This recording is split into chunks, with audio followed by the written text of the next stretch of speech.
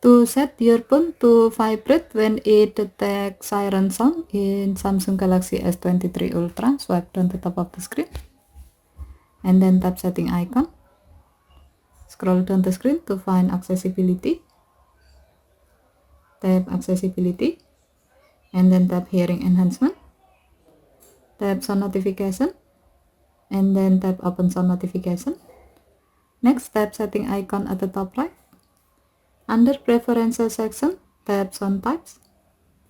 While the alert for sound notification is set to allow sound and vibration, tap notification categories. Under emergency section, tap siren.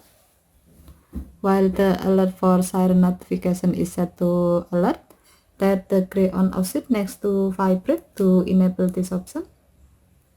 When the switch turns blue, it means that this option is on and your phone will vibrate when the sound notification feature is on and it detects siren sound near you.